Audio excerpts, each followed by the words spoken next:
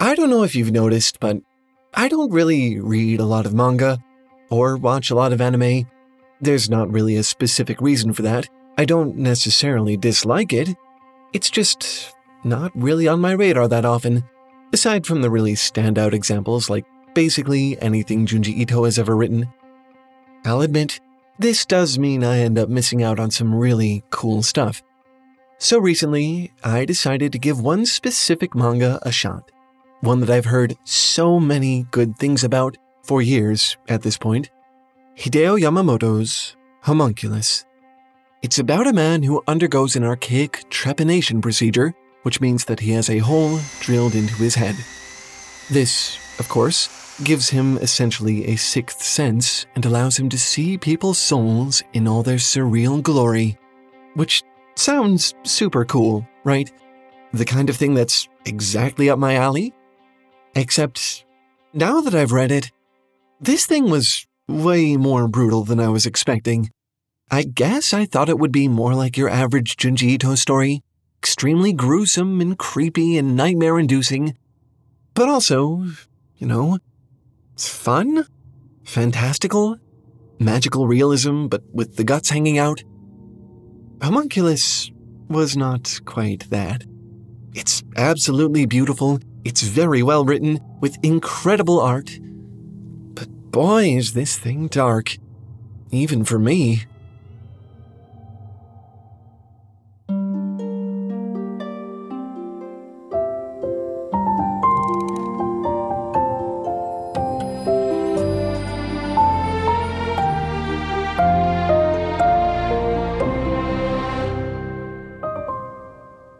The internet is honestly a pretty scary place.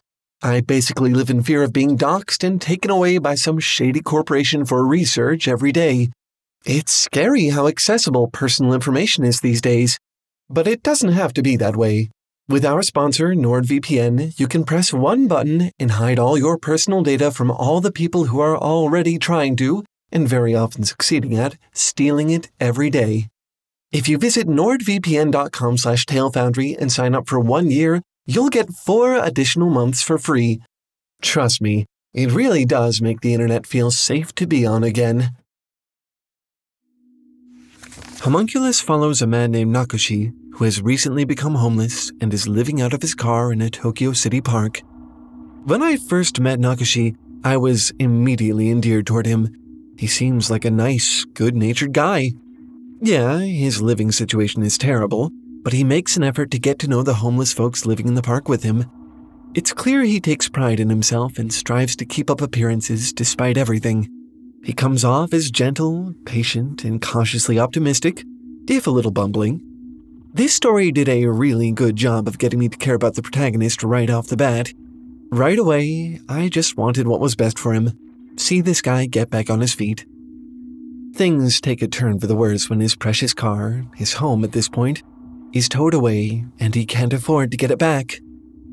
Desperate for cash, he accepts a strange offer from an even stranger individual to undergo a trepanation procedure in exchange for 700,000 yen. For those of you who are for some reason not clued into ancient forms of medical malpractice, a trepanation is when a little hole is drilled into your skull for reasons that probably seemed logical at the time.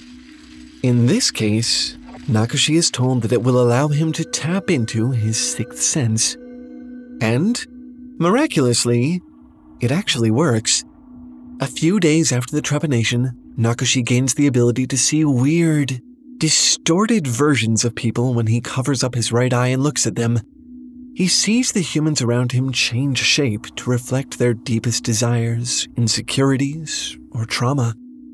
In a way, it's like Nakoshi can see their souls. In the story, this distortion is called a homunculus, and every homunculus is very different. For instance, a short man is shown to have clouds drifting around his face because he wants to be taller. A young woman's pelvis vibrates whenever her boyfriend calls her. One guy on the street is paper thin to show that he has no personality. Another woman's pelvis is locked behind a safe to show that, she's sexually hesitant or something. If you notice there's something sort of off about the difference between how Nakoshi sees men's homunculi and women's homunculi, so did I. This will come back later. This crosses over from the realm of sheer spectacle to actual story when Nakoshi is accosted by one of his debtors, a Yakuza boss, whose homunculus is, oddly enough, a little boy in a robot suit. The child, just visible inside the helmet, is crying and holding his pinky finger against a scythe blade as if he's about to cut it off. Using his new senses, Nakoshi manages to figure out that this is a representation of a traumatic incident from this man's childhood, when he accidentally cut off another little boy's pinky while they were reaping grain together. Now, to grapple with that, the man cuts off the pinkies of people who cross him. He may look huge and violent and imposing, and he is, but within that external armor, he's still just a scared little boy. Nakoshi helps the Yakuza boss come to terms with this, and the man is so moved that he ends up giving up the Yakuza lifestyle entirely, and his homunculus, like an exorcised spirit, disappears. Which was awesome. Exactly what I'd been hoping for from this story. An endearingly unlucky protagonist who goes around helping exorcise the homunculus of those he encounters, and sometimes it's a little bit violent or freaky, but a good thing overall. As long as that's what would continue to happen, this was on track to becoming one of my favorite stories I've read so far this year. Unfortunately, that is not exactly where the story goes. I'm gonna go ahead and drop a content warning right here because from this point on, the manga gets kind of gross, and not in a gory way. Gore I can handle. The rest of this video, I'll be touching on topics like sexual assault, including that of a minor, stalking, self-harm, and suicide, so if you'd prefer to tap out of this video now, by all means, take care of yourself. And probably don't read this one. As for the rest of you, you've had your warning. Hold on, because this is where things get really dark. The next homunculus that Nakoshi decides to exercise, I guess, belongs to Yukari, a 17-year-old high school junior. If you got a sinking feeling from hearing that, just wait, it gets worse. Yukari has a part-time job as a namesara, which is a business where men apparently can go and look at underage girls through one-way glass, watch them do various lewd poses, and then buy their underwear off them. Gross. I really think I could have gone my whole life without seeing this precise side of humanity. Anyway, Yukari's homunculus is her, but made of sand, able to shift her body parts around at will, constantly falling apart into piles of dust and reshaping according to her mood, which is, by itself, actually a really cool concept. Nakoshi theorizes that Yukari is made of sand because she's able to mold herself into whatever shape she feels is necessary to get by in different situations. Sometimes that means conforming to the pressure her strict mother puts on her. Sometimes it's fitting in with her friends at school. The only times Yukari breaks that mold is when she's doing something outside of what's expected of her, like shoplifting or cutting herself or selling her underwear. So, having observed this, Nakoshi decides that the best way to get Yukari to shed her homunculus is to force her to do something extremely far outside her comfort zone. Like, I don't know, give up her virginity. I have to say, although I hope it goes without saying, I was not thrilled by this. It's kind of infuriating to be led to believe this is our hero, to genuinely feel empathy and hope for him, only to realize after all of this that he's actually this. What starts out as a sort of psychological confrontation between them turns into a weird, one-sided, non-consensual assault, driven by some heretofore unknown evil in Nakoshi's psyche. It's a disorienting, surreal, graphic experience. I'll spare you the details. I'll just say that Yukari did try to make him stop, and he wouldn't, so there's no real room for argumentation around his motives or anything like that. It is exactly as dark as it seems. Even when her mother appeared and looked right into the car at them, it didn't end. I suppose, after everything, he has technically exorcised her homunculus, but at what cost? Yukari seems weird afterward. She calls a splatter of her own blood on the window beautiful. She smiles dreamily at Nakashi, the man who just forcibly took her virginity, as he drives off. Do I even need to say that this scene changed the whole experience for me? From this point forward, I was unable to see Nakashi as anything other than a villain.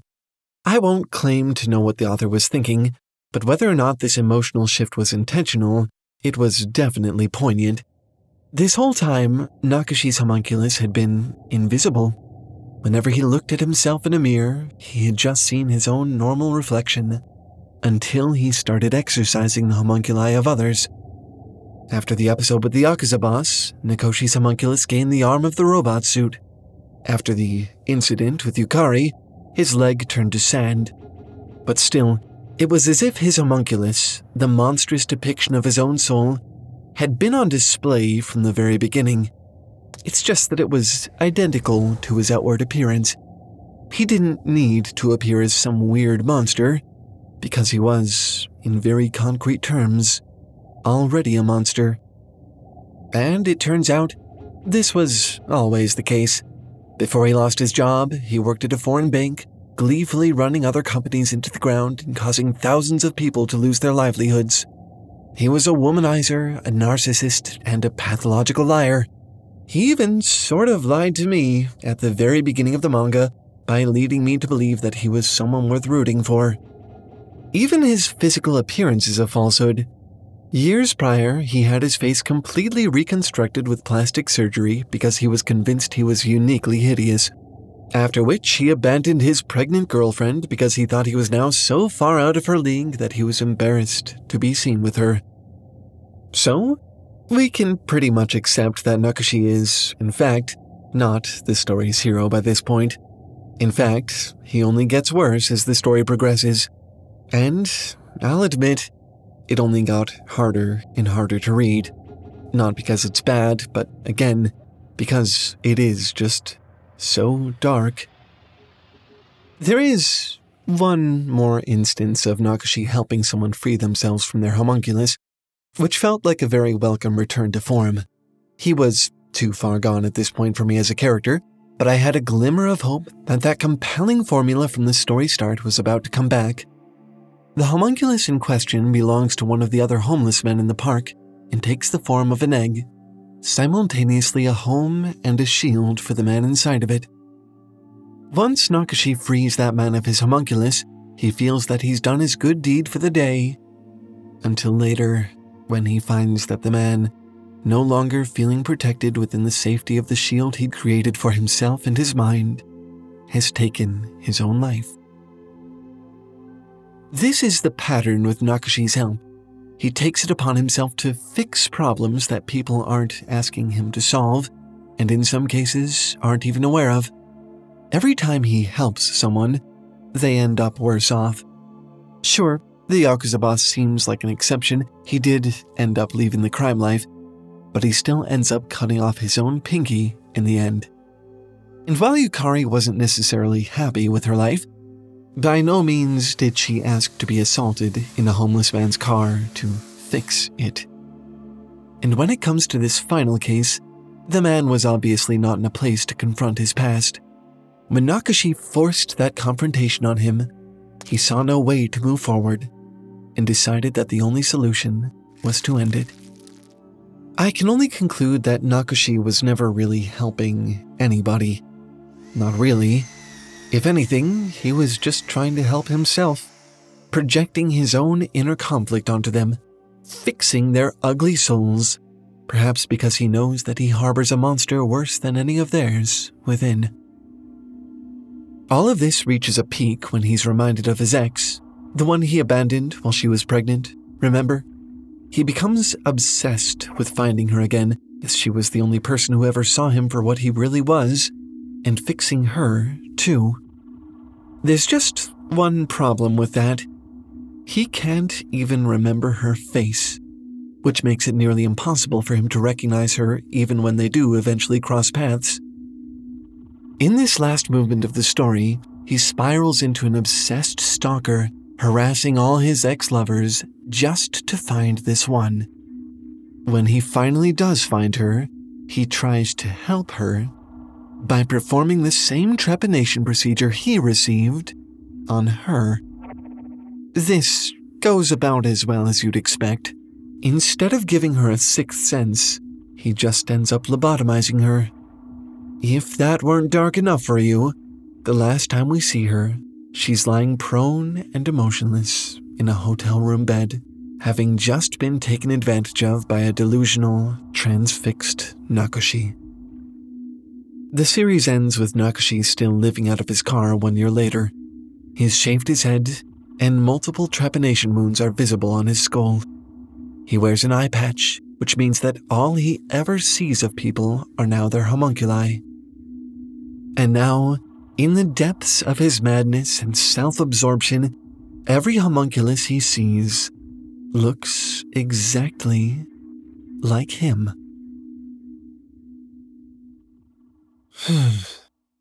So, my thoughts on homunculus are complicated. I thought that the homunculi themselves were awesome, the visuals were super unique and interesting, and I had a ton of fun picking apart the crowd shots and imagining what the symbolism could all mean. I was totally on board for a series about a lovable yet sort of pathetic young man helping people process their hidden trauma, but that isn't what I got. As fun as the homunculus concept is, it was way less fun to watch Nakoshi devolve into insanity and become more and more of a monster through his actions. And I mean that very literally. Remember, the more homunculi he exercised in his way, the stranger his own homunculus became. By the end, Nakoshi's homunculus is an amalgamation of everyone else's trauma. The arm of the Yakuza robot, a leg made of sand, a head encased in an egg. But that's not all. Now, when he tries to see other homunculi, all he sees is the artificial face he gave himself through plastic surgery. He himself is just a collage of other people, surrounded by his own false image. What started off as one relatively normal, likable guy surrounded by monsters gets turned inside out. Unsuspecting people preyed on by a narcissist. And although it turned my metaphorical stomach inside out as well, and I really hated being caught off guard like this, it was actually kind of an incredible inversion. I'm not here to solve this story or tell you exactly what it all means, but it did leave me feeling raw, destabilized, like if someone were to drill a hole in their head, cover up one eye and look at me, what kind of monster would they see? If I were to do it and look at myself, would I see anything at all?